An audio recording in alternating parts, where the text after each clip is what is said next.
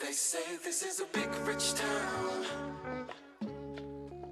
I just come from the poet's part.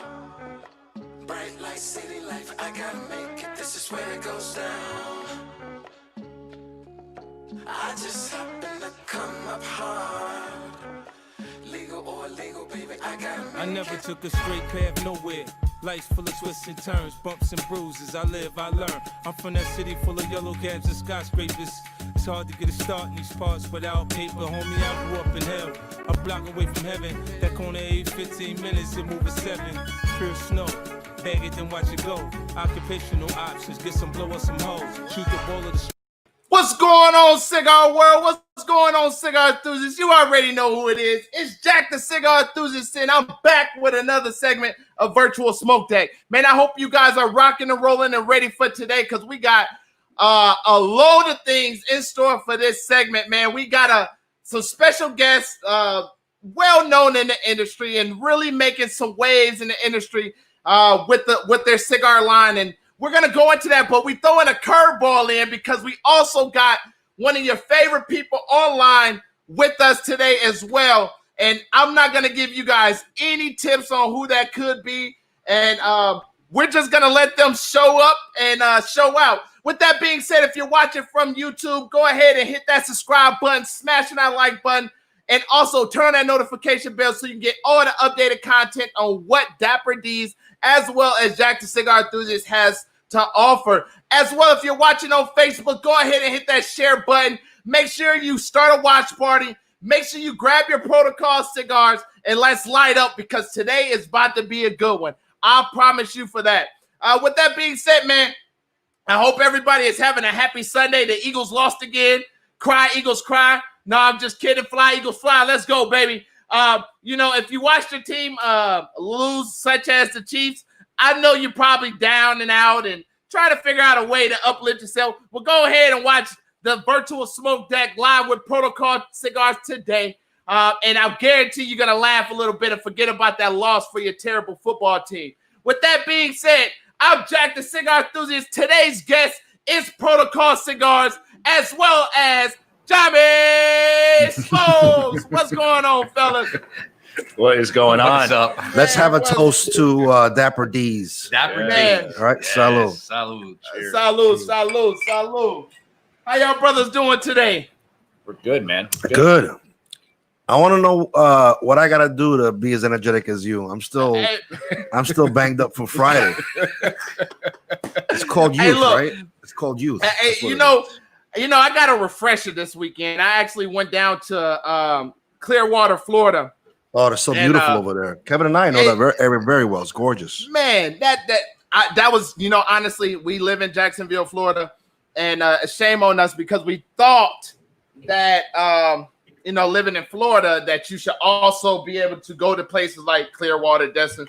You know, quite frankly, we ain't never been. We've been too busy for it. So we went for a quick getaway this weekend, and I tell you what, sitting out in the beach and doing nothing yesterday really helped with today. Did you check out? We have a shop over there. It's called Fusion's Cigar Lounge, and one of our friends, D. How do you say D's last name? I don't know. It's like a long. Yeah. Anyway, Cigar Fusion D and one of our ex-partners, Bill Agathis, owns that place. Beautiful place, right? Not too far off the water, but you ever hear of it, D? Yeah, I actually did hear of it. You know, a good friend of mine was telling me about it while we were there. But you know, the wife called the shots this weekend. No, I get it. We get that. So we had to go ahead and do what, you know, sit at the hotel, and we was on a resort, so we got to enjoy, you know, did a little bit of boating, and I mean, we just had a good time overall. How far of a ride is from your house to Clearwater? Man, I think it's like 3.5 hours. Oh, it's not bad. It's not bad at all. Yeah, it's like us to Ocean City, Maryland. Mm-hmm. Very cool. Hey, we got Sharon Brown watching. Hello, Shannon. Shannon, sorry. Sorry, I was lighting up my cigar. She's gonna yell at me now. We had So what her husband everybody's in studio. smoking on tonight? Sir Robert Peele Natural for me. Sir Robert Peele Maduro. And ditto on Johnny Smokes Uncut. Sir Robert Peele Maduro. Okay. So I'm How about- smoking how on about you, pal? Yep. I'm smoking on the Protocol Themis, the Toro version. So I wanted to kind of go light today. I smoked a lot yesterday. So unlike Johnny and probably the rest of you guys, which is probably what we're about to dive into here in a little bit, I'm not allowed to smoke 8 cigars a day or 7 cigars a day without feeling it. Okay, I end up smoking, and I tell you, my taste buds will be burnt for at least 2 days. What are you drinking though? Perfect, thank you. So I actually have some whiskey that was fermented by a good friend of mine out in San Diego. It is a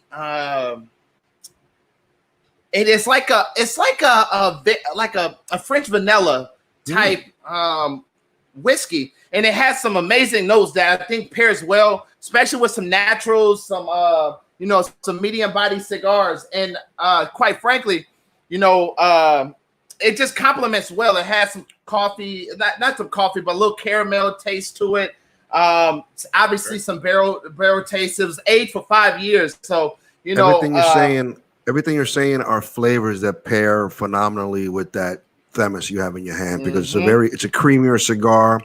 It's not overpowering, overbearing, so you can do lighter flavor spirits and wines, as opposed to sometimes when you have a really bold cigar and you go for something that sounds a little bit on the lighter side. When you have a really bold cigar, it kind of like masks the flavor. So this way you can equally enjoy your cigar and whatever you're pairing that with. That sounds stuff that will go perfect with the Themis. Am I right? Yeah, absolutely. Yes, that was paired really well. So first and foremost, before we get rolling, rocking and rolling, one of my biggest things that I like to do is to have my, the fan base kind of get to know you guys a little bit more. I know you're not, any three of you are not known strangers. You guys are known in the industry and not strangers to the industry at all. But I like to just dive into a little bit about each and every one of you guys and try to figure out, some little details about you. And then we're going to kind of dive into our segment that we have today. Sounds good. Starting with you, Kevin. Oh, so you want to know a little bit about me? Yes, sir. Yes, sir. So Kevin Keithan, part owner of Protocol Cigars. I was kind of in the beginning since 2015. My day job is cybersecurity. So bring that aspect, and we could talk about, what we're doing as a company to give homage to that.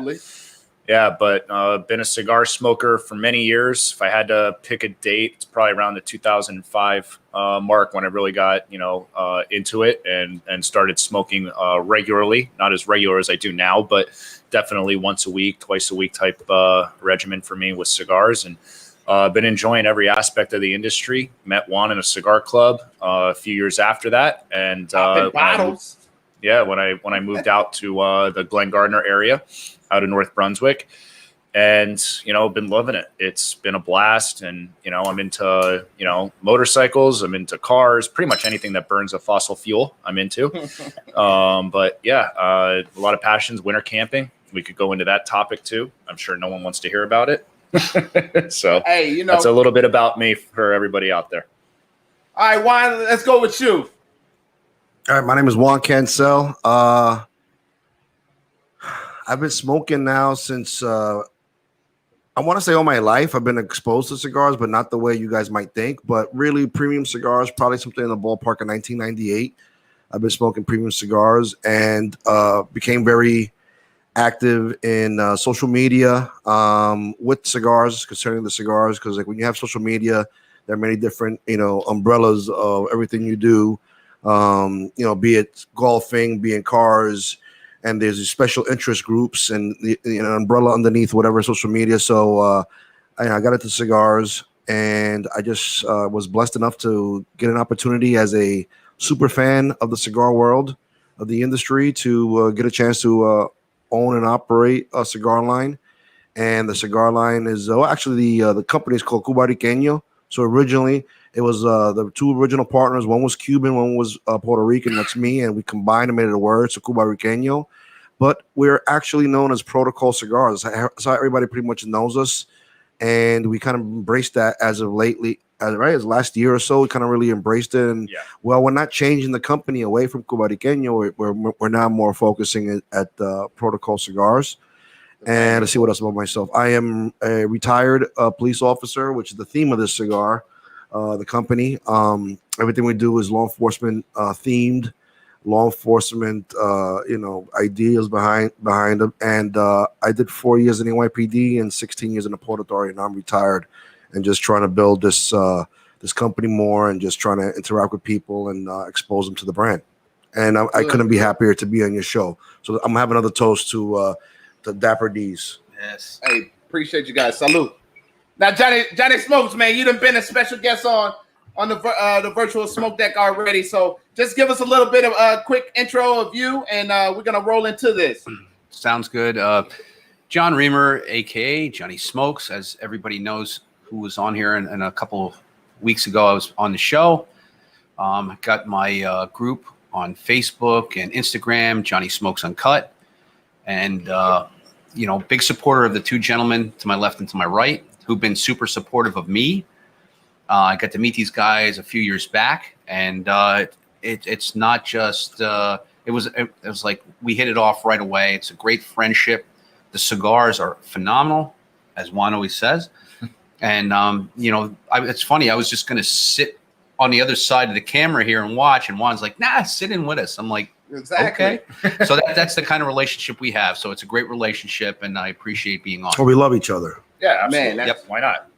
How did we meet? I don't remember. Refresh my recollection. There was there's an event you did. I feel like I know you forever, but I heard about protocol, and I never met these gentlemen. And then the one day I went, I think it was down in Smoke Inn, was one of the first ones in Philly. Okay. And I went there, and I didn't know hardly anybody. Smoke Manioc, you mean? Yeah, Smoke Manioc. Good spot in Philadelphia. And when I got there, it was like I felt, at first I got there and I was like by myself because I didn't know a lot of these guys personally. And then I walked by and Juan's like, "Do you need a drink?" I'm like, "Well, hell yeah." And that was the beginning right there. That's amazing. Well, for everybody watching that don't know me, I'm Jack the Cigar Enthusiast, aka the owner of Dapper D's Cigars, located in Jacksonville, Florida. I am big on, just spreading the love within the cigar community, as well as doing some fishing as much as I possibly can while smoking a great cigar. The theme of Virtual Smoke Deck was to really aim to some of my naval roots, where on the ship, in order to have a smoke break, you used to have to go to the smoke deck, and that's where everybody was socialized and really come together to talk about topics that necessarily wouldn't be talked about at work or anywhere else. And that is the same focus here on the virtual smoke deck. What we do is introduce cigars and business and conversations that would arise in the actual cigar setting. And you guys, I want to first and foremost thank you guys for accepting my offer, and more or less than anything, thank you for showing me what real hard work and dedication is, because you guys are freaking grinding. I mean, you asked me, I'm not even going to be funny about it, but you asked me a year ago what was Protocol Cigar, I wouldn't be able to tell you. I had never heard of it. But more and more and more, your marketing and the things that you guys are doing is just freaking phenomenal. And then you get the sticks in your hand. And I tell you what, some people call me a really rough critic, because I tell you a sorry cigar real quick, and I tell you a great cigar quicker.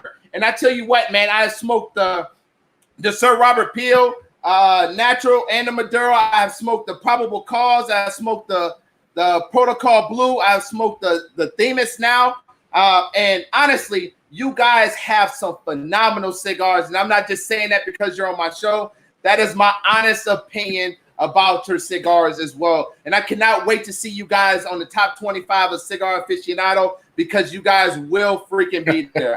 I really appreciate that. I'm interacting with people, and so if I'm looking away, I'm not being disrespectful, but I'm interacting with people in the Facebook room. But I want to say thank you for those very kind words.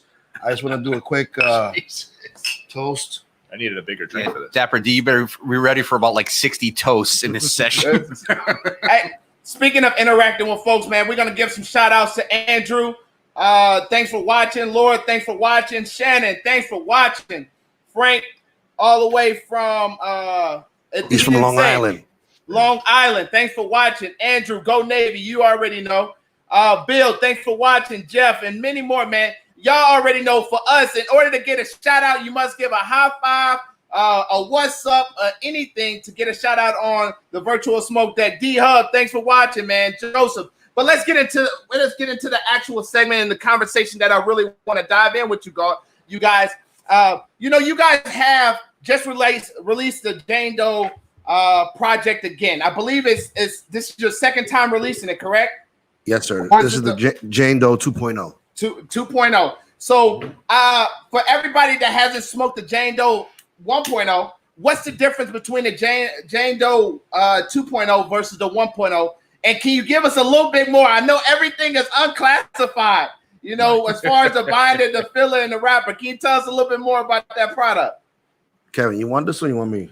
Go ahead. All right. Go ahead. So the Jane Doe, this project. So, we want to do fun things, keep things exciting for the guys that support us, the guys and gals out there that support us, buy our cigars. And part of that, we feel keeping it exciting is to do these limited cigars that we kind of do whatever X amount of limited editions, like maybe we do 200, 300, 400, 500 bundles, whatever we figure we're going to do is what we do.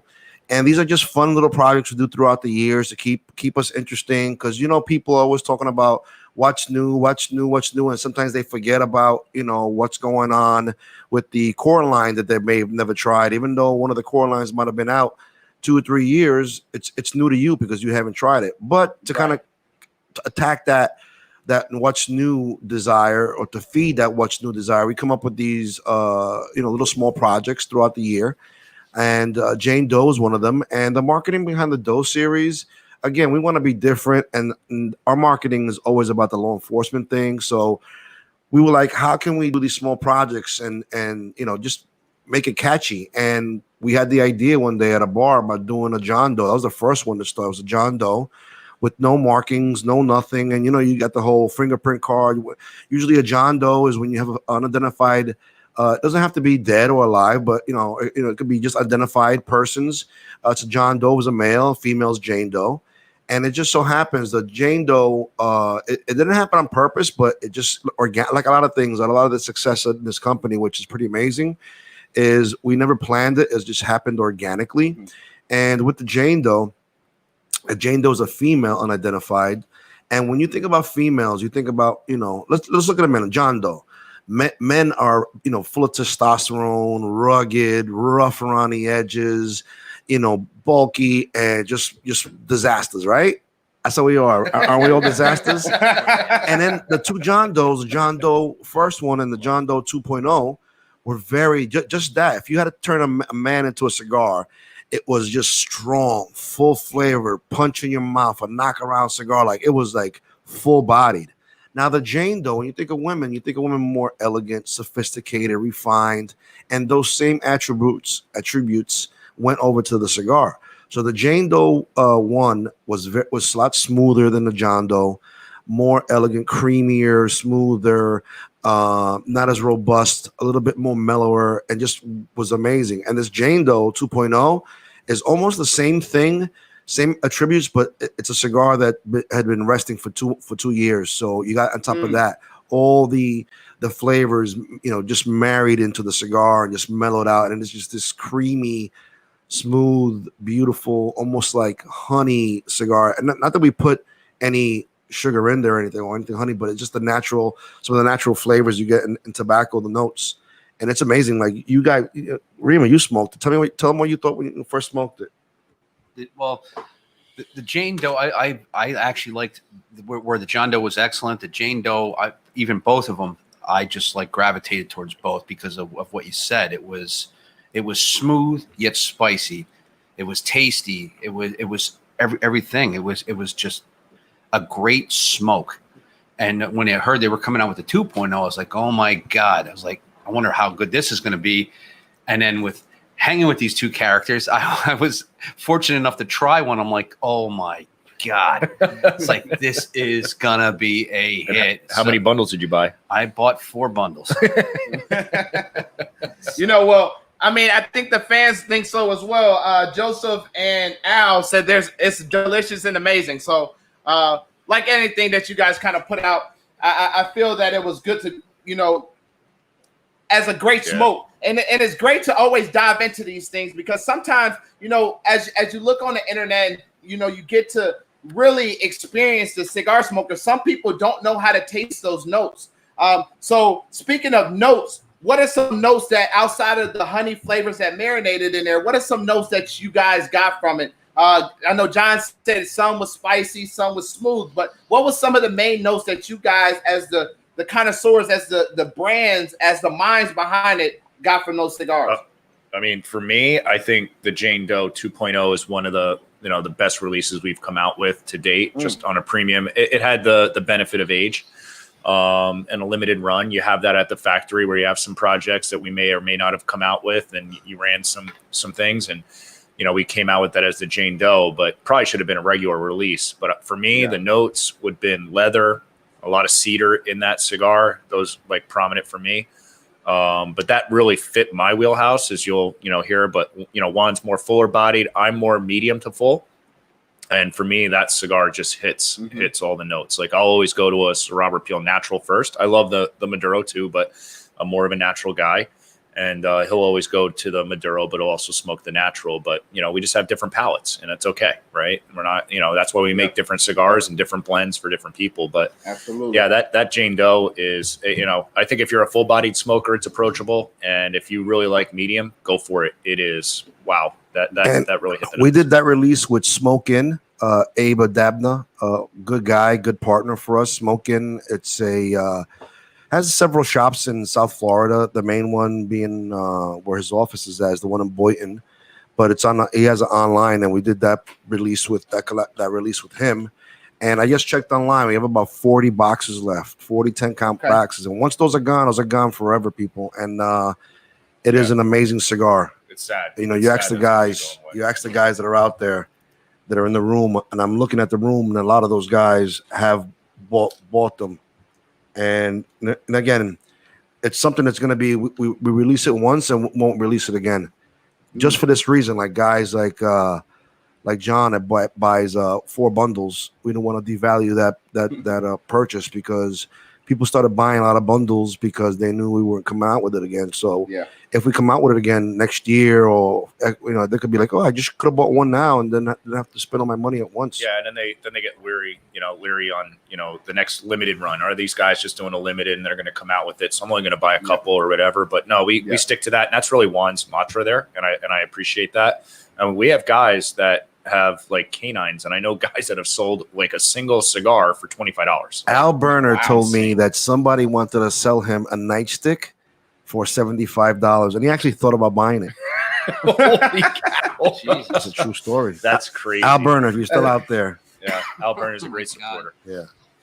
Well, you guys got a lot of uniqueness behind Protocol, from obviously the two masterminds behind it, having a sense of medium and then a sense of, Maduro, your full bodies. What really brought you guys together to, outside of, I'm gonna mess the word up, Juan, so don't beat me up. The Cuba, come on, Ricaño. Yeah.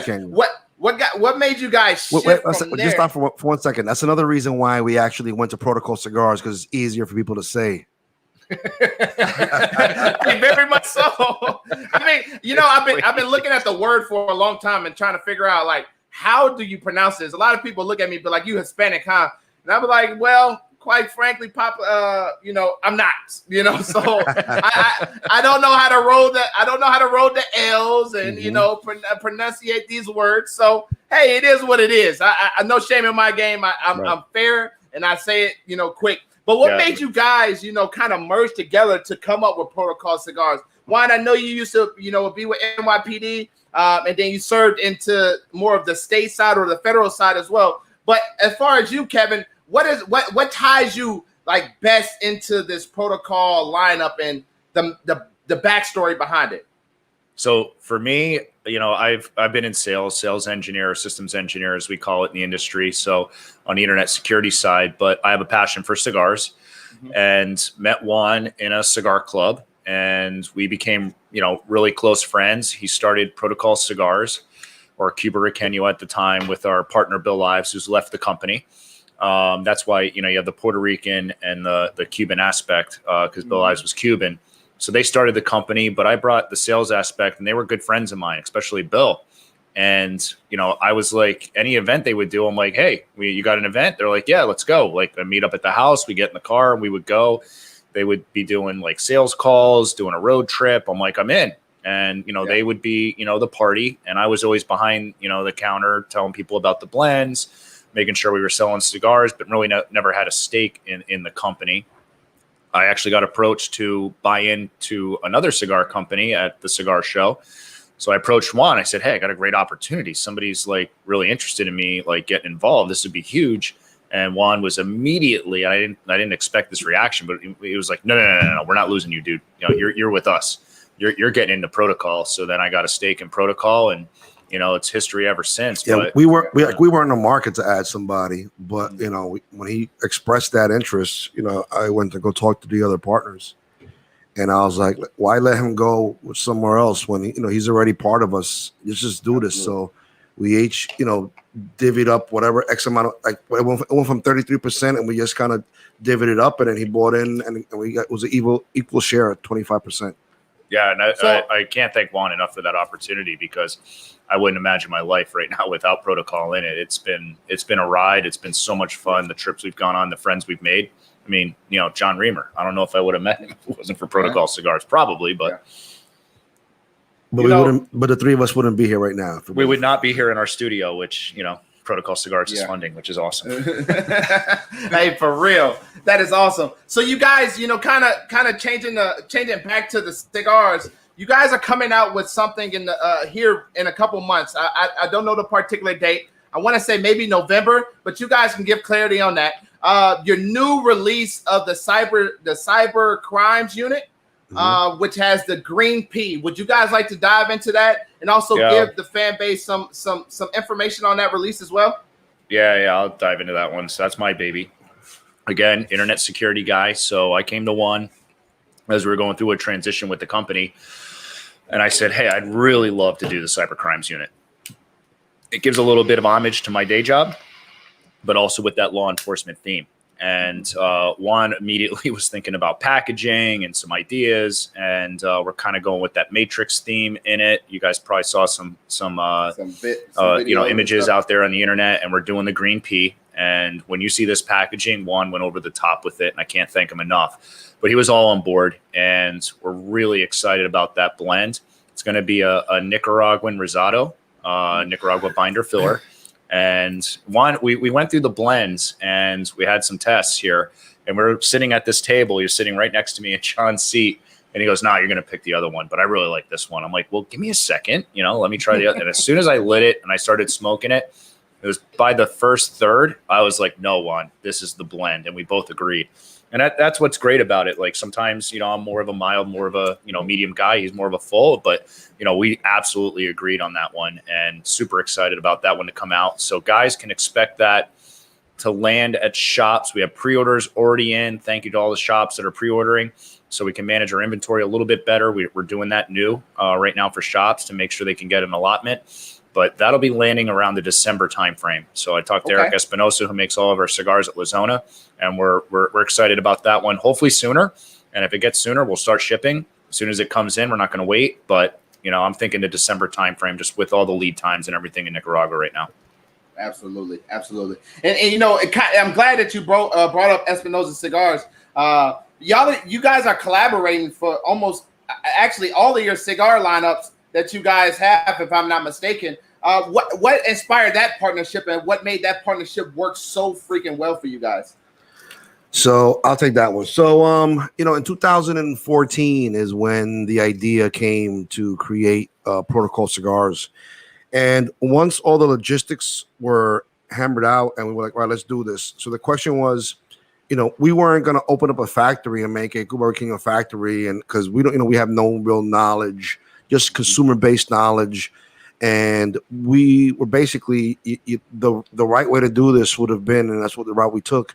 The right way to do this was to find a reputable manufacturer, an actual factory, wherever it was, Nicaragua, DR, wherever the countries that make cigars. We had to think about that. So at the time, and I still am, I was a big La Zona fanboy. Like, and I could have, we really could have picked pretty much anybody, because at the time I had a lot of connects with a lot of, companies, and I just love the cigars that come out of La Zona with Eric Espinosa, and that bold palate, because I'm very full body. I'm a full body kind of guy, and it's Eric's at the time was a lot of full body, bold, robust cigars. So he was my first choice, and I said to myself, he's gonna say no when I reach out to him. So I reached out to him. I'm like, Eric, you think you could do this for us? Yeah, it's me, Bill, some blah, blah, blah. And I'm expecting him to laugh and say no, but his response was, yeah, absolutely. You guys support my brand a lot through social media, and you guys do great things, and I would love to definitely, make your cigars. So he actually manufactures, and what he did was he put us together with Hector Alphonse Sr., which is the La Zona blender. And he said, Hector, work with these guys. And, we worked with Hector for a few weeks, picking out blends. And Hector pretty much, now when we come up with a cigar, Hector already knows our palate. He kind of knows, how the portfolio should look, or what we kind of expect our cigars to taste like. So now it's a lot easier. Back then, it was like starting from scratch. So he asked, we were on the phone. Well, I was on the phone with him for at least, I don't know, like 30 minutes talking about, what kind of cigars, how we wanted it to taste. And then he took all that information, because it's a lot of information to try to get somebody's palate. So he asked me stuff like, give me your top favorite cigars. What are your top favorite leaves for wrappers? Tell me what kind of flavors you like in a cigar. And I just vomited all this information. And he was like, wow, this is a lot. You have to give me at least a month to kind of process all this and turn it into something. Like a month later, to our house, we get 18 samples. No, it was actually 9, 2 of each. But it was nine blends, and we had to figure out what it was. And that's how, we picked the first one, the blue, the Protocol Blue, but it was through Eric Espinosa, and we couldn't be happier to be working with La Zona and Eric.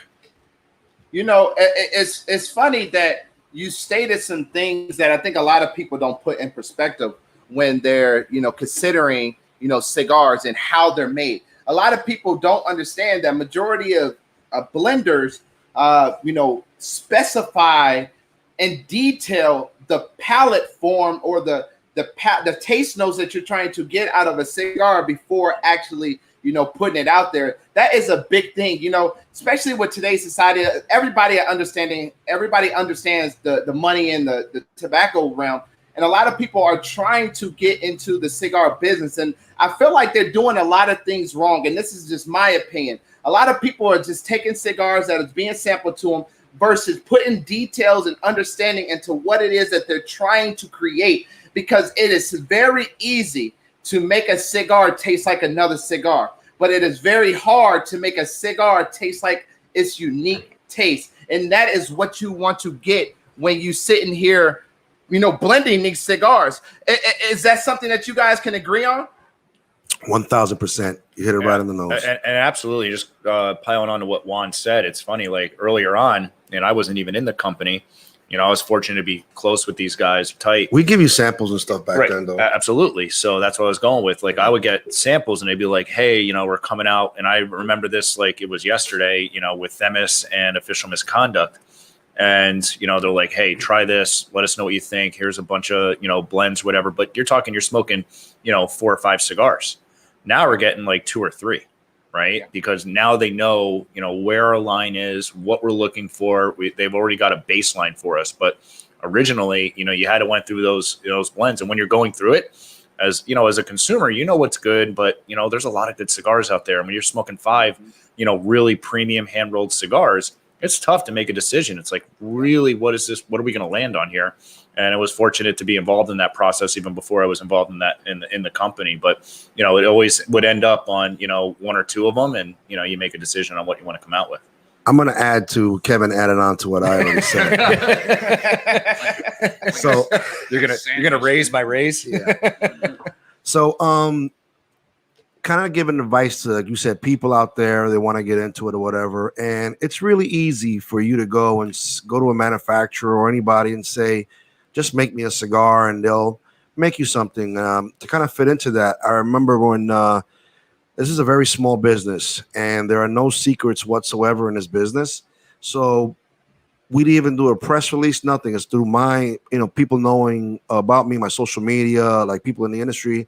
So I had gotten a call saying, "Oh, Juan, I heard you guys are coming out. You and Bill are coming out with a cigar, blah, blah, blah, coming out soon." I'm like, first of all, they would congratulate me and then the next thing would be advice. And the advice they gave me was, when you make a cigar that everybody's going to like. And then this way you sell a lot. And Bill and I thought about that and said, do we want to make a cigar that everybody's going to like, or do you want to make a cigar that you love? And we thought about it and said, something, we'd rather make a cigar that we both love. So we could have said, okay, listen, let's try to get it and go to Hector. Just make a cigar that everybody's going to like. Make it medium. Don't make it too strong. Don't make it too this. Don't make it too that. When you have that, you're going to have a cigar that a lot of people are going to like, but nobody's going to love. So at least our main mentality was, we're going to put a cigar out there in the market, and we got to make sure that we love this product. You know why? Because if nobody buys it, and that was our original thought, that nobody are going to buy these cigars, would you be okay with smoking this cigar for the rest of your life? And we went with, I'd rather smoke a cigar for the rest of my life that I actually loved, instead of one I might have just liked or not liked because I'm trying to feed the masses. So every cigar we come out with, we keep that philosophy of, do we absolutely love this cigar? We have to love this cigar to put it out, because if tomorrow something happens, let's say we don't sell anymore, or something happens and the company goes under, we're going to have these cigars. So we have to be able to smoke them for the rest of our lives. And that's been the motto since day one. And I tell people all the time, don't do everything what people are going to do. Be true to yourself. Like what you do, what you love, and love what you do, and put out products that you love and that you're involved with. So you tweak that blend until you are absolutely love it. Like I tell you, we smoked 9 different blends, all blends that he made because of what I told him. It's not like I said, just make me some cigars and he sent me 9. He actually made these blends based on what I had said, or what we had said back then, what we wanted our the cigar to taste like. And that's, and a lot of people, go ahead. And a lot of people don't understand too is, I mean, you piled all, like you said, you spit out all that information for the blender of Espinosa cigars to make. I mean, do you guys understand how much work goes into that alone? And I'm not talking to you guys directly. I'm talking to more like the fan base. There is a lot that goes into the blender's job. Their job is to try to perfect that craft and that stick based on, what it is that you guys are actually looking for. So it's safe to say that you guys actually, put more or less your personal notes at the forefront versus the consumer notes to create that cigar. Correct. Yeah, absolutely. Like, and, it was no surprise that the follow-up to the original Protocol Blue, Juan had no idea, and Bill had no idea that they were going to, have now, we're at, this year we'll be at 7 core lines, right? Yeah. And 2 of those are going to have a natural and a Maduro, right? So if you count those, right, you're talking 9. But, when you're going through that process, it's you have to take a step back and pinch yourself. But when they're originally doing it, it's just 1 cigar they're coming out to market with and 2 Vitolas. That's it. And they're coming to market. It's a scary thing to do. And you're thinking, wow, who the heck's going to buy them? You run your first run. Okay, our buddies will buy it, whatever. Maybe, it catches on. But then Juan follows it up because his palate's all about Mexican San Andreas. Yeah. And that's hit a it great out rapper. of the park with that cigar, with the Probable Cause. And, here we are again. I'm going to pinch myself at the end of the year, but we're going to have 7 core lines and 2 of them have a natural and a Maduro aspect. That's crazy, right? Yeah. So, and then all the limited runs we've done collabs with Cigar Dojo, and then the limited stuff that we do with shops, originally Berkeley Wine and Humidor with the Jane Doe series. We've got some stuff coming out that are now going to be shop exclusives, only to that shop, a regular run. If you go to that shop or you buy from them online, they're going to have a cigar. That's a huge honor for us. I wake up every day super excited, to work at Protocol, and I got my day job, but it's no problem for me to drive 25 minutes to get here. And we're shipping cigars, and we're rolling up our sleeves and doing what we got to do, carrying boxes. And, it's just Juan and I, right? We got friends that help us out at times when we need it, but, it's an awesome experience to be on this side of the industry, but we're still consumers at the end of the day. I smoked a lot of non-Protocol today at a local cigar shop that's one of our best in the U.S. And, we're just having a blast with it. And so, John, hold on, real quick, I want to add to that a little bit. You never get anywhere you're at in life alone. You always get help from, your coworkers or people that support you, partnerships. And that's the reason why we're starting to do some of these shop exclusives. We have 2 of them hopefully coming out this year with shops that, support us. And we're going to do these things to say thank you, because, you have to show your appreciation for those that support you. And those are the things you have to do. Maybe you don't have to, but, we feel we should. So, yeah, and if the shop's on board, I'm on board. Look, we've got cigars groups like Johnny Smokes Uncut here sitting in studio with us, one of my best friends. And then we've had, one of the big groups that supported us from the beginning is Fat Ash. Mm-hmm. And we did 3 cigars with them through the Lazona factory, and they were all hits, and can't thank them enough. And I'm sure there's going to be more in the works with those guys too. But, the different groups, the different, supporters that we don't call them consumers or, our customers. They're supporters because, look, Al Berner that's in the room right now, he's got a green Protocol P tattoo on his bicep. I have no tattoos. This guy put my green P on his arm. I mean, that's support. We've got other guys that got the, the blue P, Andy Klein, who's the other guy? Terrence Bumgarner. Yeah. Terrence. I mean, it's unreal, the support that we've had. To talk about that support, this was actually Tristan's idea, but tonight's going to be the first time I'm actually going to launch it. Every week, we're going to do a consumer of the week, and I haven't posted it yet, but now that you mention it, Terrence Bumgarner is going to be our first ever spotlight consumer of the week, because there are people that support us, and just by showing light to them and throwing them a little bit of your light and saying, if it wasn't for you being a supporter, getting that tattoo, buying that box, we wouldn't be here right now. So to show our appreciation from the guy in every aspect of our success, the bottom line success is to the consumers. Because I could make this beautiful cigar with the best maker and the best packaging, but if you guys out there don't buy it, we don't succeed. We don't live. We sink. We don't swim. So we're swimming right now. We have some successes. It's amazing. So I think it's a good thing. So every week I'm going to try to do, I haven't figured it out, but the first one's going to be Terrence, and he's a great guy. And he's shout out to Terrence. 9:00. I'll put that post on and just call him, the first one. But let's have a toast to Terrence, and not so much Terrence, but all you guys out there that support us. Thank you, each and every one, from the guys that buy our cigars to the shop owners. I know right here we have Laura Barlow's in the house, Jeff Brown, like some of these guys, they're amazing people, and Laura is she works for Best Cigar Prices, and she's an amazing human being, and she could be anywhere else on a Sunday, and she's in here in the room with us. So thank you, Laura. And all our supporters. Hey, thank you so much, Laura. And hey, Johnny, this next question is more for you. I got to hear from their perspective on, how they come up with their cigars. But being there and being able to see the samples that they get, I'm sure you're smoking some of them as well. What is your perspective from everything that they're putting together, more or less from the consumer side of the house? Well, like Juan was saying, that the one thing that I appreciate is you make a cigar for what you like. You want to show people what your palate is. You want to show them that what this is your cigar. That I'm showing. It's like taking a piece of you and giving it to the consumer and saying, hey, listen, this is something that I'm smoking, and I'm giving it to you as a gift. I want you to try this. I want you to this is where I'm coming from. Try it and tell me what you think. rather than like he said, coming from different places. And that's, like I said, there's many nights I've sat in a studio here, and these fine gentlemen gave me a stick and said, "Hey, tell me what you think. Smoke it." And and these guys know I'm honestly, I'm brutally honest, as they say. And it's like, hey, it's this or it's this or it's this. And a word that's thrown around a lot that, it gets lost sometimes is passion. The word passion. And there's a lot of guys out there that have it, and there's a lot of guys out there that don't. And these two gentlemen here have passion. And the thing is cigar smokers aren't stupid. They can pick up on that in a heartbeat. So, like I said, when I met these guys and I started to get to know them, I was like, man, these guys are really into this. This isn't just like, hey, buy my cigars and get away from me.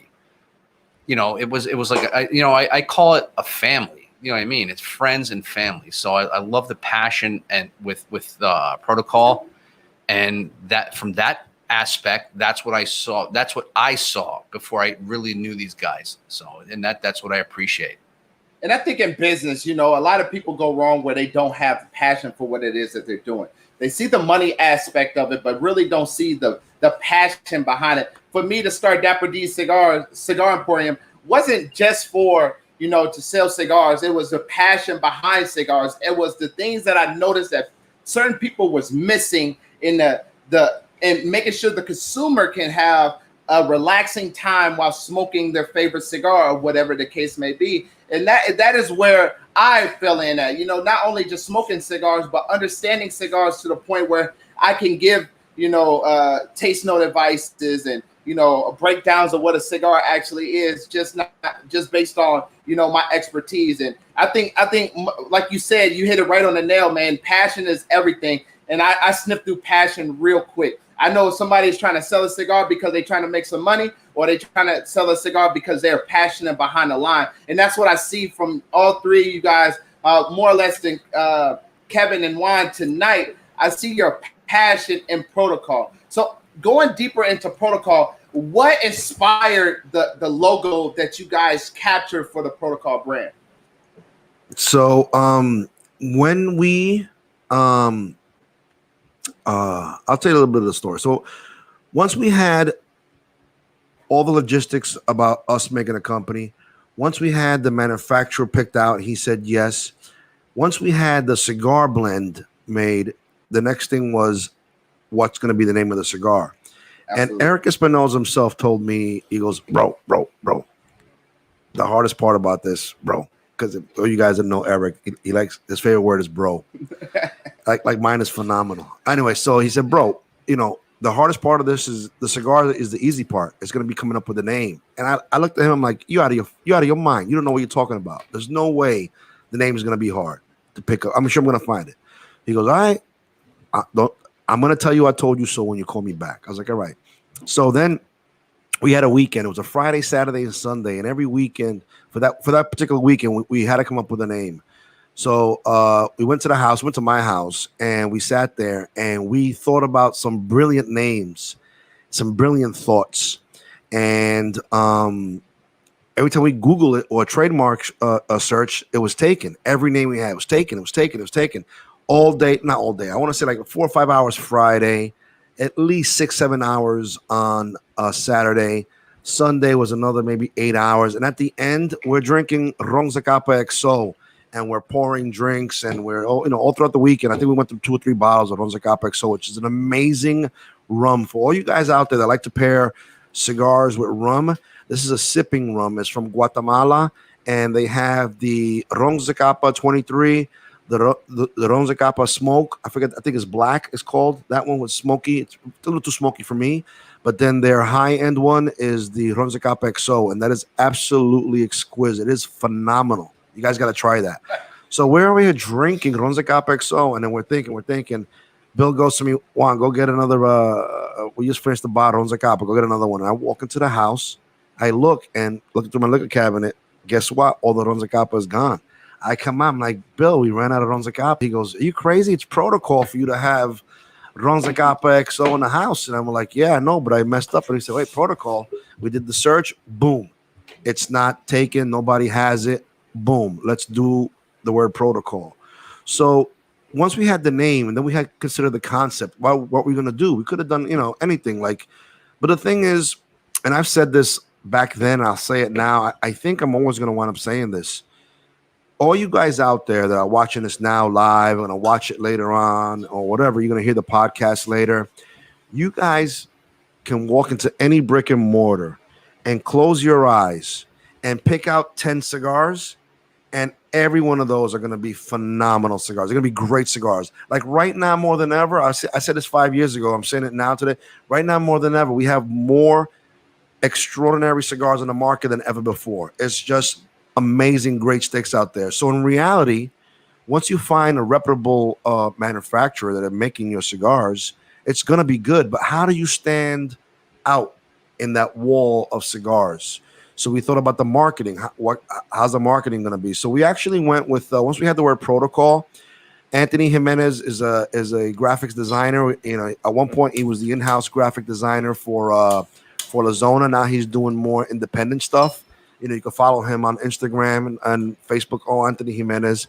But I reached out to Anthony. I was like, listen, we got the name of the company, we got the name of the cigar, but now we need the look.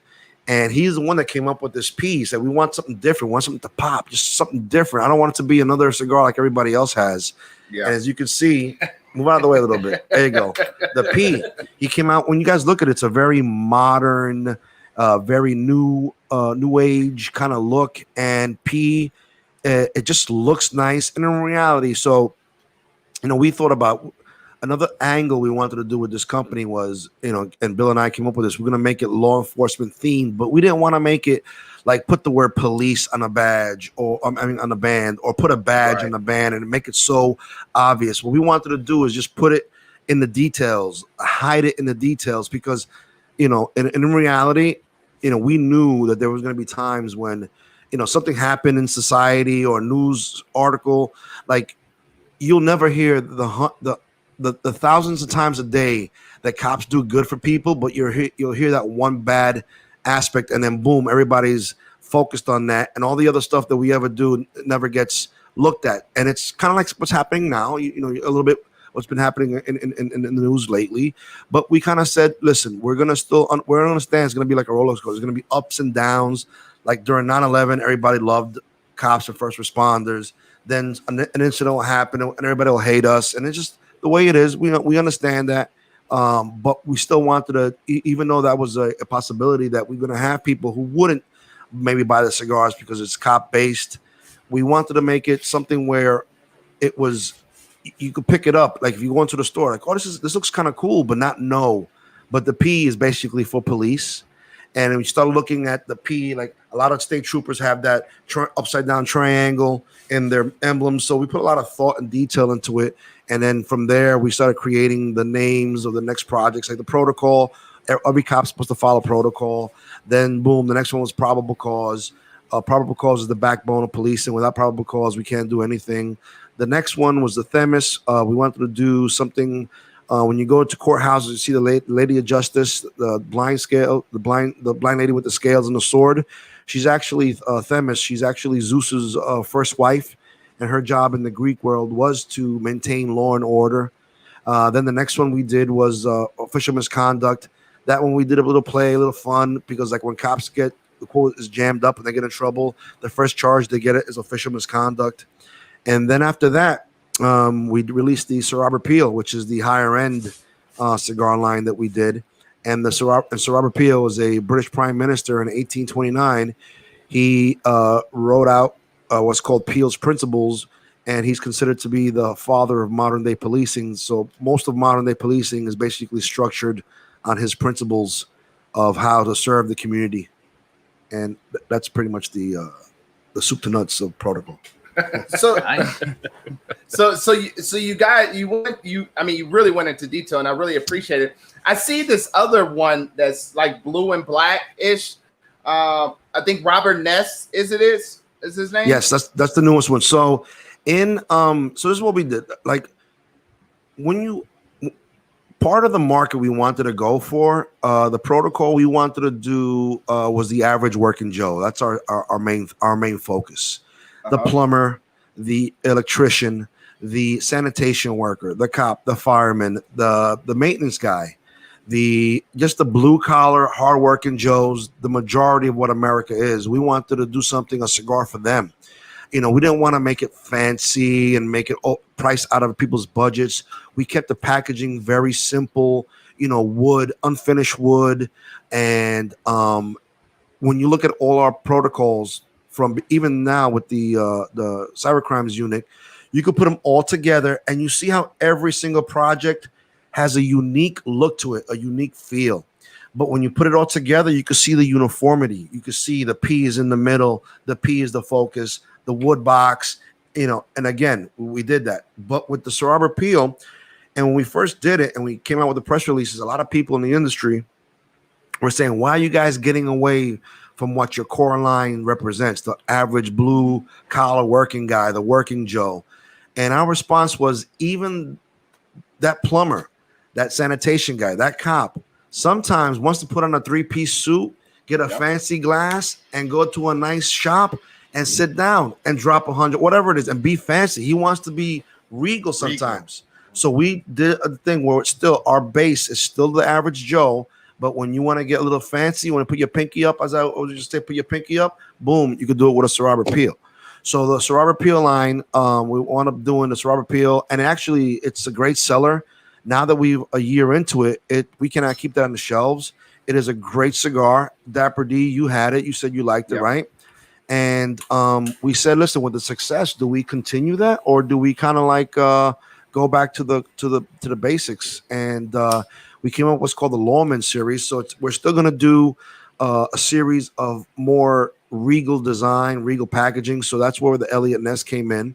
And it's technically the Sir Robert Peele is the first one in the Lawman series, but now it's going to be so that Lawman series is going to be all about the elegant, more regal looking cigars. And what we did was, a lot of times you see Hollywood, they like to glorify like Al Capone, they like to glorify Bonnie and Clyde, you know, Billy the Kid, all these bad guys that get glory, but you don't really hear about the people that actually work hard.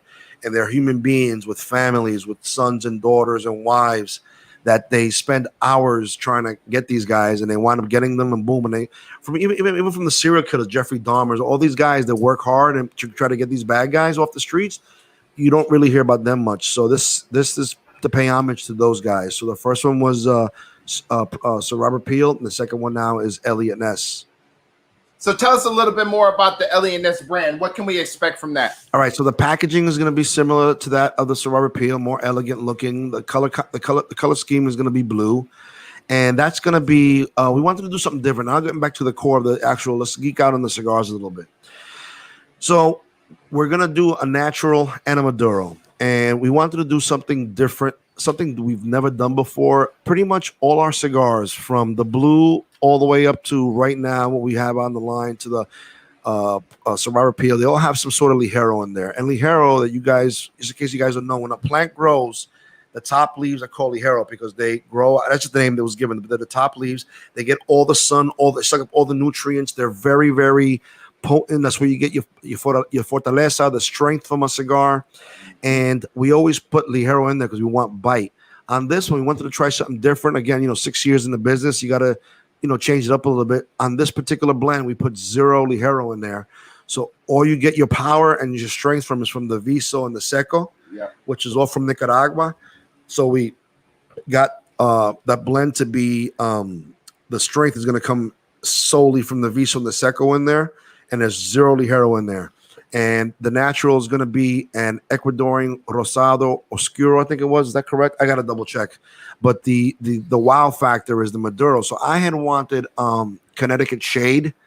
I'm sorry. I wanted Connecticut Broadleaf in there. And Connecticut Broadleaf is hard to find. You can't find it anywhere. Yeah. It's just a weird thing right now. But we had heard that AJ was working on a Nicaraguan broadleaf, a Connecticut broadleaf seed grown in Nicaragua, and we had heard that he was doing it. So I was like, I don't know, let's get some samples. And when we tried it, it was just absolutely exquisite, and it's going to be delicious. So that the Maduro is going to be a Nicaragua, Connecticut broadleaf, which is amazing. Well, it's going to be a Nicaraguan broadleaf, but it's going to be really good. When you have Jack Tarano calling you when the samples are coming in and I didn't smoke it yet, Mm-hmm. and he calls me up and I go, "What's up, Jack?" And usually he's calling me to yell about. Now I got to Juan. let Jack, we give him a shout out. Yeah, I gotta give Jack a shout out. But usually he's calling me to yell about Juan or something that he's calling him. He butt dialed him at 11 o'clock. But Jack's calling me. He goes, "Hey, I got to tell you something. This cigar is off the charts." And I'm On like, both of them, though. He said both of them, but he said that Nicaraguan broadleaf. Wow. I was like, "Jack, I don't even have the samples yet." He goes, "Yeah, we kept some back for us. You're getting a couple." I'm like, "Jeez." Yeah. And broadleaves, is really it's a game changer for cigars. You can tell when a wrapper is a broadleaf versus a regular Maduro Ligero leaf. And it's crazy that you said none of your Ligeros is gonna be in there. Mm-hmm. So is this gonna be more of a fast burning cigar or not at all? The things burned beautifully. Even the Maduro was because Maduro is the one I usually like that one.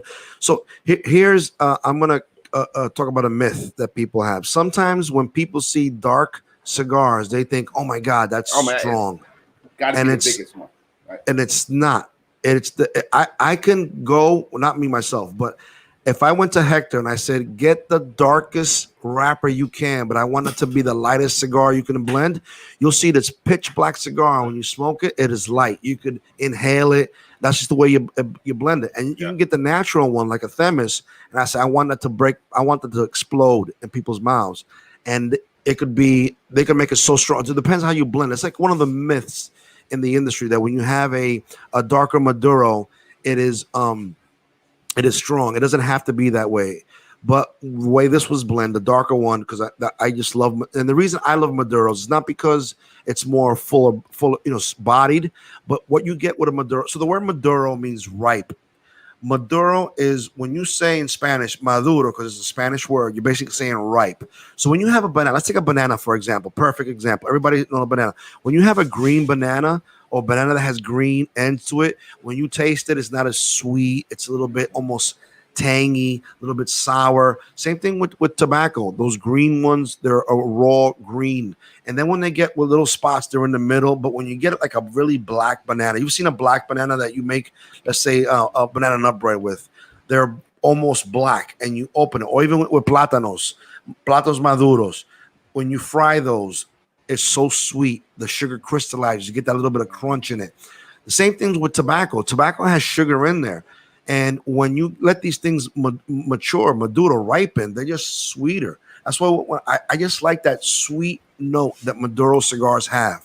And it's not a sweetness that you put sugar in there. It's just, it has a light bit of a sweetness to it. Like a chocolate flavor to it. Yeah, that chocolate flavor, that cocoa, that wet earth kind of thing. And I love Maduro cigars for that. And people, you guys out there, try Maduros, man. Don't be steered away from them because you think they're going to be too strong.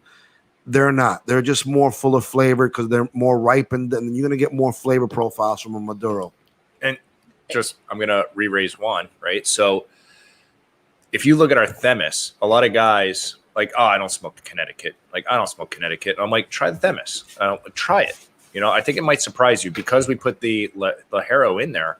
It really surprises a lot of people. They're like, "Hey, I don't normally smoke Connecticut," and there's a lot of companies doing it. It's not just us, but it blows people's minds. I guess who's watching? Jack Tarano is actually watching right Jack, now. I just gave you a shout out. Let's have a toast to Jack Tarano. Shout out, Jack. Yeah, there's a guy that's been in this industry forever, and his family name is a beautiful family name, and he's a great human being. Mm-hmm. And what's crazy? Jack. And what's crazy is you guys talk about that myth that you just went over, Juan. And I think a lot of people get it confused because back in the day, that used to be the thing. That's how you used to classify your strong, cigars. I'm talking, 80s, 70s. That's how they used to classify them, was the color, because there wasn't really any of that scientific stuff where you can, pull the flavors out of certain leaves and inject them into the seeds and make it all make it all happen. You know, and let's be honest, right? The cigar industry, and I don't know this for a fact, but the cigar industry could be blending to, you know, the palates. So, hey, if everyone sees a light-bodied cigar on the shelf, they're expecting a light-bodied cigar. Yep. They don't want to surprise somebody and you know, give them something. But I think it went the other way, where now we can actually introduce cigars that are a lighter colored bodied cigar, but they have the flavor of a full bodied. Again, going to our Themis and our, you know, even the official misconduct, that cigar will surprise a lot of people. It's got a lot of flavor.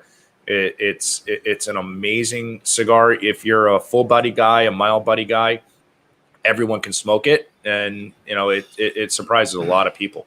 And you know something funny, like talk about the Themis. To add on to my add-on that you add on. You're re-raising me. I'm re-raising you. The add-on to the add-on to the add-on. We got a real poker game going on right now. Man. It's like a tennis match.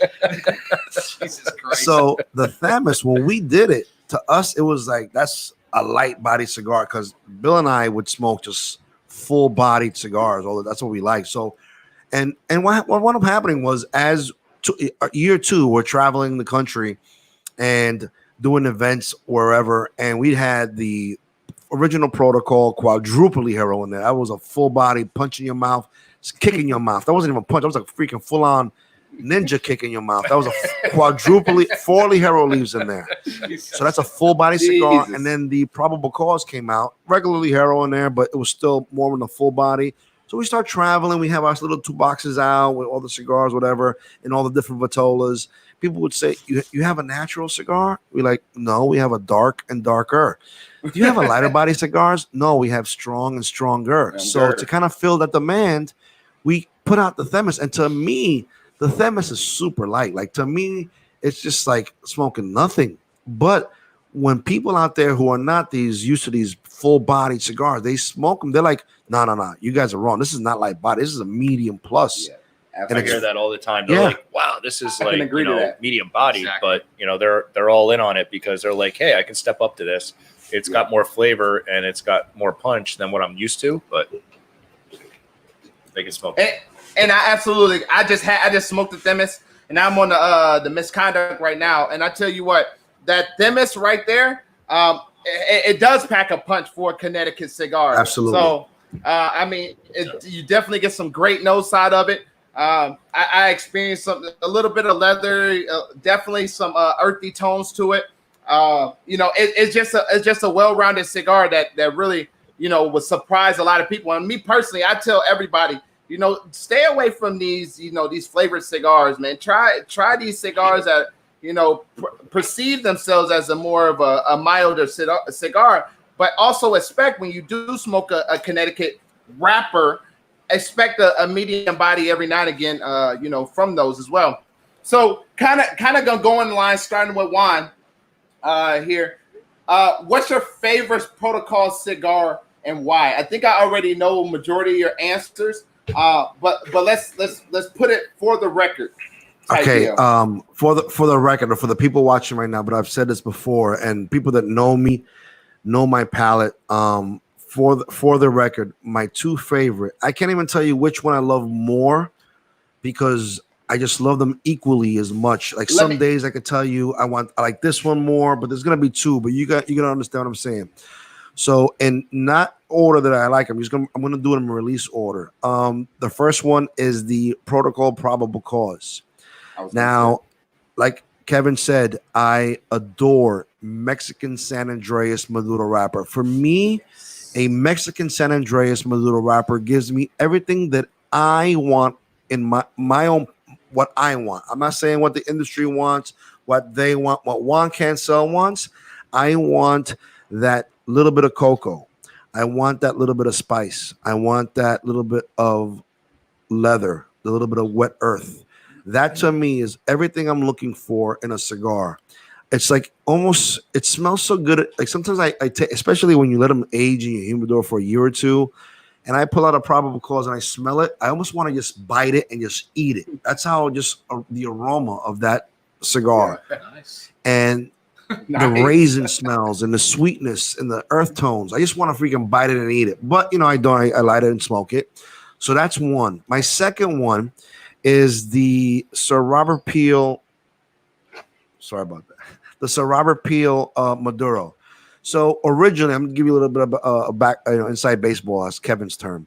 So the Sir Robert Peele, 2018 in February, I go to Nicaragua, and we already have the blend for the Sir Robert Peele, but I'm down there in Nicaragua, and I said, you know something, let me maybe get ahead of the ball. Let me think about what's going to be next year's release. Maybe we do a Sir Robert Peele Maduro. I don't know.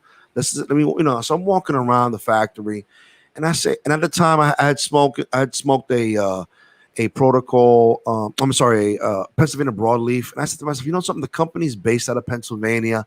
I think Kevin grew up in Pennsylvania. I live in Pennsylvania. It'd be kind of cool to make a Connecticut, Pennsylvania broadleaf. So I tell Eric, can you get me some Pennsylvania broadleaf Maduro to try? He goes, yeah, I can get it for you. Next day, boom, he gets it.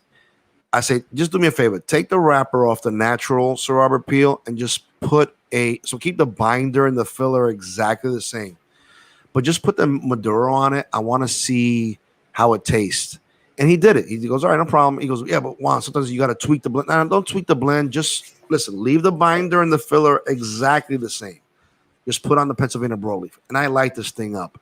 And I'm walking down the halls of La Zona, and my hairs are standing up. I'm like, I can't believe this cigar tastes so good. I say, Eric, make me 10. I got to take this to my partners. We got to try this. I bring them to the States. I give them to Kevin. I give them to Bill. They try it. They love it. And they're like, wow, this is going to be a great release for next year. And then we start talking. I don't know who said it first. It doesn't really matter. But we said, how about if we just think, this Sir Robert Peele is going to be like out the box for us. It's going to be a total 180. What we do. Let's be gangsters. And let's do this. Let's put out a natural Maduro. Fuck next year. I'm sorry. I don't know. I'm sorry, Facebook. No, you're good. You're fine. I said, fuck next year. Let's do it this year. What do you guys think? And they were like, yes, let's do it this year. So boom, we came out with a natural Maduro. And the two reasons. I love the Sir Robert Peele Maduro because actually three reasons. The first reason is it shows people that sometimes just by simply changing the wrapper in a cigar and not even fucking with the binder and the filler, it changes the dynamic of the cigar 100%. So this cigar, if you took a Sir Robert Peele natural and a Protocol Sir Robert Peele Maduro, and you took the took the wrappers off and you smoked them, the identical cigar. You won't be able to tell the difference. Now put the wrappers on. You got the Ecuadorian Rosado wrapper on the natural, and you got the Pennsylvania broadleaf on the Maduro, and you smoke them together. You're gonna be like, yo, these are totally different cigars, and they are. But all we did was change was the wrapper. So that's the first reason. The second reason is I just love the flavors, and the last reason is because I think that's my baby. I'm the one that technically blended that cigar because I was the one that told Eric, take this off, and that was like my first time actually. If I hadn't done that, I wouldn't be smoking this cigar right now. Yeah. So technically, I blended that cigar, even though I told him just to change the. Everyone calls Skip Martin. He's a master blender. Don't. I'm kidding. The inside joke. But yes, so that's why I love the. So those are my two favorites: the Protocol, Probable Cause, in the box press Churchill. I love that size. I know the Lancero actually got a Cigar of the Year with Tim Rollins from Tiny Tim's Cigar World. That gave us a Cigar of the Year in 2017. And the Corona Gordo is delicious also. But I just love that box press short Churchill. Just if it looks good in your hand, it smokes amazing. I prefer a box press myself. So the two is definitely going to be the Probable Cause box press Churchill and the Sir Robert Peele Maduro. Is that the two that you expected? That is exactly what I expected. Yes. But you didn't know the backstory. I did not know the backstory, and I already know what Kevin's going to say. But I don't know what Johnny Smokes is going to say. You don't know what I'm going to say. Go ahead. You go first. All right. I'm going to throw a curveball here because, number one, I was involved with the hype on it was the confidential informant, the Ecuadorian Sumatra with the Nicaraguan binder and filler. It's a confidential informant since I work part-time at CI. That cigar, I was involved with the video for that. And it was just a great time. But it's funny. It's the more I smoked it, the more I fell in love with this cigar. And it's funny when COVID hit, everything shut down. And if I'm not mistaken, correct me if I'm wrong, confidential informant wasn't online at first. No, it was never. It was in-house only. So there I am on these whereby chats smoking this confidential informant. I'm like, you guys don't know what you're missing. And what I did is for select people, I actually sent them cigars out of my own pocket. I was like, screw it. You guys got to try this. This is awesome. And then it picked up. Then we opened up, and then we did good on it. And it was that cigar for me, for all the what I just told you is my favorite protocol is the confidential informant. And I must say the one I'm smoking right now is the Sir Robert Peele Maduro. This one hits home for me because it's just amazing. So these are my two favorites. And Kevin, so I'm gonna surprise everybody. But so look, I smoke Themis, I smoke Sir Robert Peele Natural. Those are my go-to, and Official Misconduct. Those are always in my rotation. But for me, after a big like steak dinner, it's all about like the situation you're in, right? You never, always smoke like your Padron 80s. You're, saving those for a special occasion unless you got, $1 million, and that's great. But for me, I really love the original Protocol Blue in the Corona Gordo size. Wow. I think that is one of the best we've ever come out with. And, there's a funny video that may or may not be on the internet, but you get that 6 months age. I absolutely. Do you remember when you first tried a Protocol Blue? Like you went on I got a text like we can't come out with the cigar. I just gave Kevin one. He's on the couch. He can't move. I was dead. You remember that? Yeah. It needed age. I would have never guessed like that. with the quadruple Ajero in that cigar. And I'm not a full body guy, but I can do it, but it's got to be the right situation. And those right situations, you call them, Padron has this thing. It's like Padron moments, right? And I can go back to when I smoked a Padron when I was with my friends, but they're always special moments, right? We don't have indisposable funds. Like Juan was saying, like our company's built on, we're, the blue collar guy, right? So I have a white collar job, but still, like I need a cigar I can smoke because I smoke a lot of cigars, right? You're going to go bankrupt if you do that every day. But, you have those moments, and, those are the moments I remember. So I would go a blue Corona Gordo for me. Wow. That's I would have never guessed that. you would never guess that. But yeah, that's my cigar. That's my cigar in the line. Because when you're smoking it, it's full flavored, full bodied. You had an amazing night. You had a great steak dinner. You're sitting on the deck. You're with your wife, and it's just an amazing moment. Like those, I'll never forget those. Yeah, that cigar is Nice. sick. I need to smoke one next now. I tell you, I asked you guys that, so I'm gonna give you my top two as well. My personal favorite out of you guys' lineup, when I first smoked it, I was like, what the hell did they just create? And that will be the Robert Peele Maduro. When I smoked that cigar, I was like, what? Did this just really hit me? And now understanding the backstory to what Juan said, it's crazy that cigar, and I smoked the natural as well, but I would have never thought that those are the same blends because those wrappers give off different flavors. Hand to God, we did not change the binder and the filler at all. All we did, hand to God, all we did was change the wrapper. Agreed. Yeah, there's nothing different. That is Shout a out to Alan complete shot. Potter. Let's have a toast to Alan. The hand to God was a shout out to one of my good friends. Yeah, here's Alan Potter. He uses hand to God all the time. Here, God bless you. And my other one, surprisingly, would be the Protocol Blue. I had that in a Toro. I love Toros. I have a thing for Toros. I'm not really a Corona type of guy. I'm more like I said, a double Robusto to a Toro. That's what gets me in my sweet spot. And I tell you, I had that Protocol Blue in that Toro, man, and I loved it. I loved it. So I'm right there with you, Kevin, on that. Like I said, those two cigars, you guys, actually all of you guys' cigars, but those two particularly, y'all put y'all foots in those.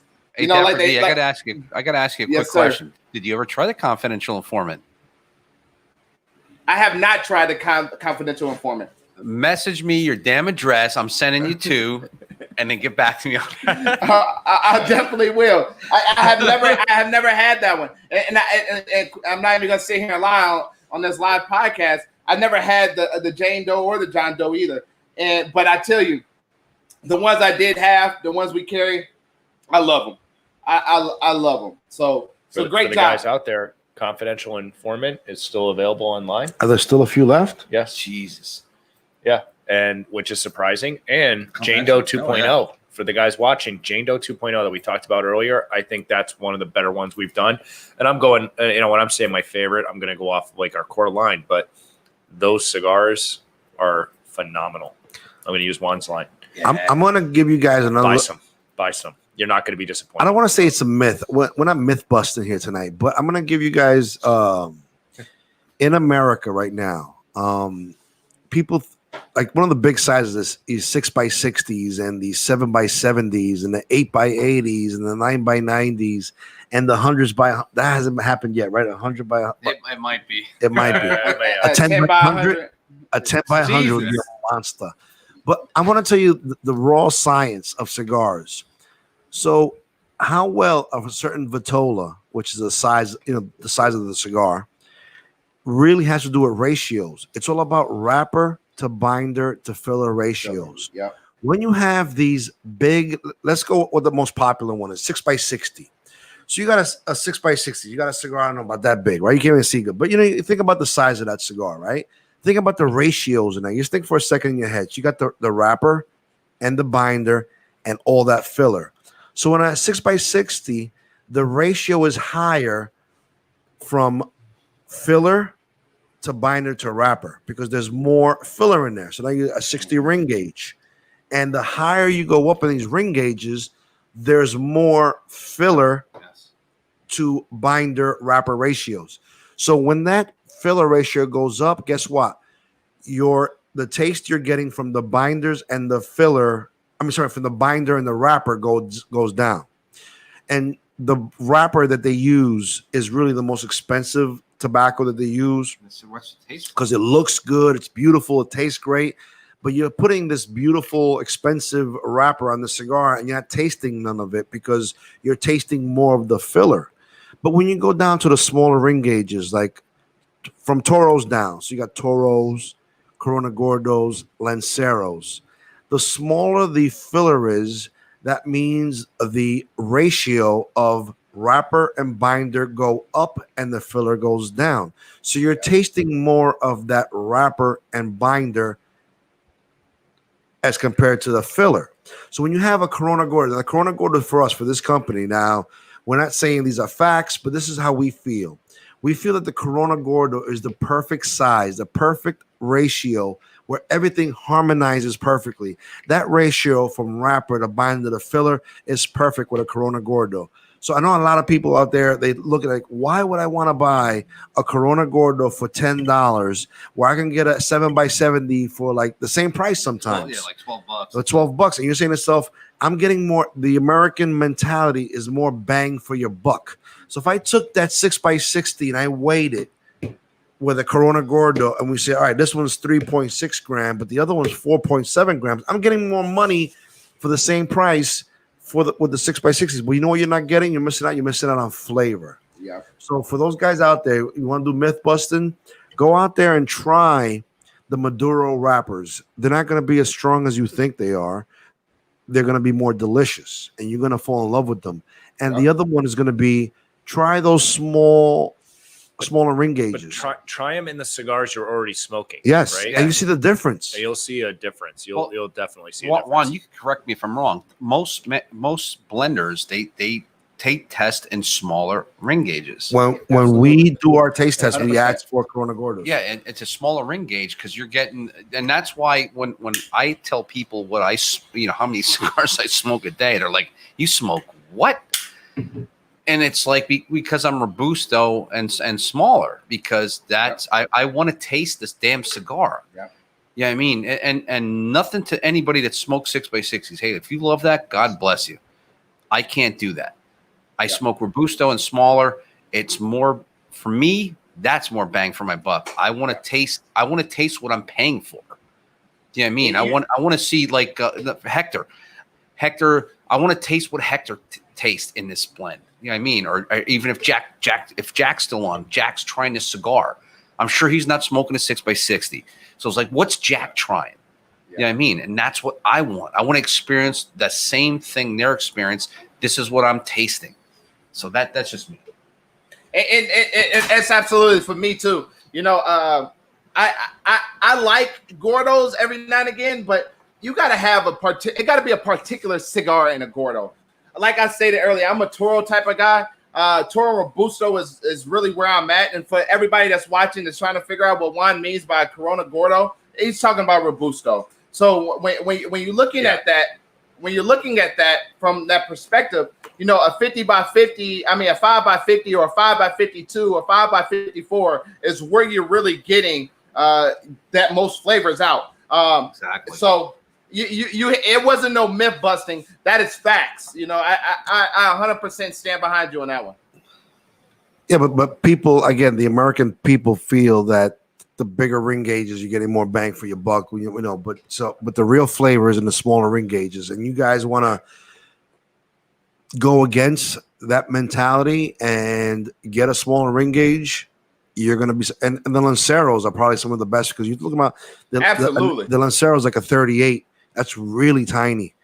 And I know Lanceros are awesome. Actually, the first cigar we ever got cigar of the year was with the blue Lancero, and that is a 7.5 by 38.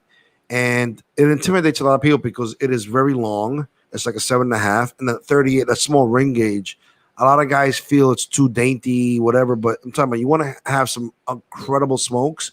Do a Corona Gordo, which is like a 48, or even go bolder and do a Lancero. Try a Lancero. And whatever cigar you like, it doesn't have to be Protocol. Whatever cigar you like, if they have a Lancero in it, just buy one and try it. Do it at home. It's gonna be an entirely different smoke. Different experience. Yes, because you're getting nothing. You're getting nothing but flavors. And I told one of my friends, he has a cigar line. Shout out to Conscious Cigars. He had one and he makes it in a Robusto and a Lancero. And I told him, the Robusto and that Lancero, same blend, same wrapper, same everything, but you're getting two different smokes out of that. And that's what any freaking cigar that you smoke. You really want to become a real cigar smoker, smoke a Lancero like they stated. That would change, that would help improve your palates, and you'll be able to pick up on those taste notes when you taste them in a Robusto or a Toro size. Well, now, when we're talking about Vitolas now, I just want to add to this. Find a cigar out there. It doesn't have to be Protocol, but find a cigar out there, whatever particular cigar you like.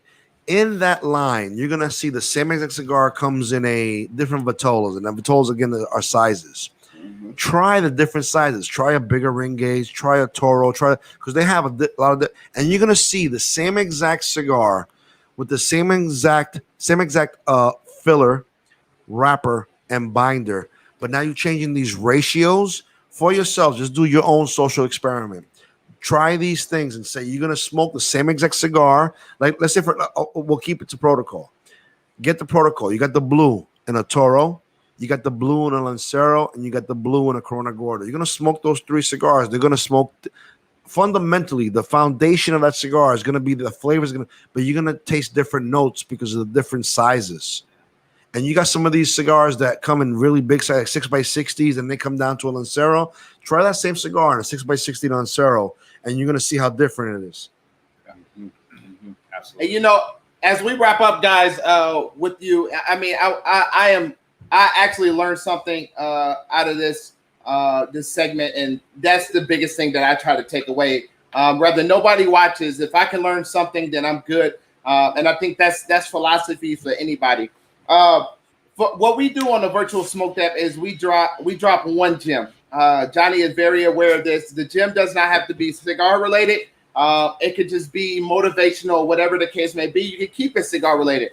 But I want to go back through, starting with Kevin this time. What's one gem that you would like to tell the followers as we tend to wrap up this virtual smoke tap? I want to tell everybody, let's be good to one another, right? So going back to what you were saying earlier about what makes us different and, like the whole social aspect, we have a whereby room and sponsored by Cigar Dojo. We sponsor it with Cigar Dojo.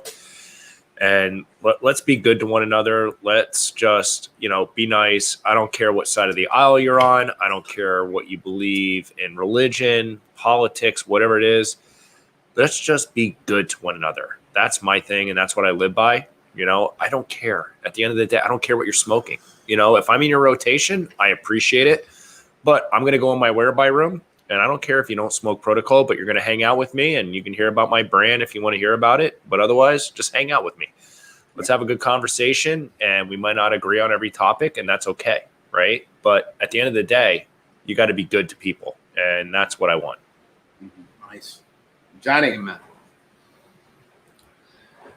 My thing is just share your knowledge. You know what I mean? It's like we're all, we're in these things. That this brings us together. This is what this show's about. These cigars right here is share your knowledge, share your passion, and along the tie-in with Kevin here is like, hey, be open-minded. That's all you have to do. Be open-minded. It's like I do that when I go into on Wednesdays. Our shipments comes in on Tuesdays at CI, and when I walk in on a Wednesday, it's like, what's new? I want to try it. I want to see what's new out there. Be open-minded. You know what I mean? Try it. Even though you think, oh, it's blended by this. That's the worst thing is when you try to like corral yourself into one. I like this. No, don't corral yourself. Open your mind. Try different stuff. You know what I mean? Give it a shot. See what it is. Even if it's something infused, who the hell cares? Try it. And that's all I say is be open-minded, try the cigars, and share your knowledge. That's it. My word of advice is going to go for me in the cigar world, but also just in general. So one of the big things I always say is just put out positive energy. But Kevin already kind of picked that up by saying be good to people. And I don't care if you're a bum on the street or a Wall Street executive, I give you the same amount of respect because you're human beings, and I'd rather put out that positive energy. And I believe in karma, and that positive energy you put out into the universe comes back to you. But Kevin already said that. So I'm going to say my second biggest thing I always tell people is be true to yourself. Be who you are all the time. Because what happens, sometimes we put on masks and we're trying not to be who we really are. And what happens is the weight of that mask becomes too heavy and eventually it falls off. And people are going to wind up seeing you for exactly who you are, good or bad. So I say from the beginning, always be yourself. I am the same person right now in this office. If we're at the trade show, wherever we at, good or bad, I'm going to be who I am because that's who I am. And sometimes people, I've always said this about myself, people either love me or hate me. There's no in the middle because you either hate the way I am or you love the way I am. And you just got to be yourself because it's easier. There's not a lie. You don't have to remember your lies every time you it doesn't matter. Just be yourself because, at the end of the day, you're going to be happier. Your internal chi is going to be happier if you're always yourself. And myself is just, you see it here on social media. If you see me at an event, I'm the same guy. I don't care if it's a Friday night and we're going into the biggest event we've ever been to, or it's a Tuesday and I'm hanging out at a cigar shop. I'm the same guy all the time. Amen. And it's just easier that way. My thoughts. Good thoughts. Hey, so real quick as we wrap this up, man, I want to first and foremost again thank you guys for accepting our invitation on the virtual smoke deck. Thank you for having us. Thanks for Chris for setting this up. Chris was a viable person in making this all happen. And so shout out Chris. I really appreciate you. I see you right there. I don't know what your question means, Chris, but definitely reach out to me. We can try to figure out what that means, where you're trying to get on. Let me know because it doesn't matter where I'm trying to get on at. Any environment that is, filled with love and filled with, great minds where you can always learn something is where I want to be. Johnny, thanks for, chiming in with them as well, man. That you're like I told you before, you're awesome. And you have a great aura about you, and that's why you have so many people that love you daily. Juan, Kevin, thank y'all so much, man. My honor. I look forward to working with you guys, and maybe we can do an exclusive stick for Dapper D's when we open. So nice. That'd be sick. Yes. So I think it would be too. And also start getting on your calendar as well, because I want you guys to come down to Jacksonville and see us in the lounge, man. And we'll make a big show about that one. You already obviously know we're big fans of Florida. We'll come down. Most definitely. Yeah. Right. Let's go. Hey, I appreciate you guys, man. I know you guys got busy schedules, so I'm not gonna hold you guys up. Hold on, Chris chimed in. Didn't want to show you guys. You talking about Chris Haskell? Yeah. Oh, yeah, I love Chris. Chris Haskell's our Ohio rap. I love that. I love that guy. Chris, we would have loved to have you on the show, man. We would have not set this up and purposely put you out of this at all. If we knew Johnny was gonna be on here, we would have had the whole base on. Chris is unbelievable. Yeah. Hey, I appreciate you guys. Go ahead and get to everything that you've got going. Thanks everybody for watching the virtual smoke deck, especially for everybody that came to see this wonderful group of men. And I'm gonna be watching you guys. And again, we will be collaborating on some things here soon. Awesome. All right, guys. Hey, I appreciate everybody stopping in and watching the virtual smoke deck, man. Here we're all about camaraderie and bringing people together. No matter your background, no matter what you have done, we all need to take in what Juan and Kevin said is just be kind and be nice to each other. Ultimately, if you're watching on Facebook, go ahead and like that Dapper D's page. Go ahead and follow that page. If you're watching on YouTube, go ahead and hit that subscribe button, hit that like button, and also, guys, if you're looking for a place to shop affordable and premium boutique cigars, go check out DapperDCigars.com for all of your cigar needs. With that being said, I'm Jack the Cigar Enthusiast. I appreciate everybody stopping in to see this wonderful segment with Protocol Cigars, but I'm gone.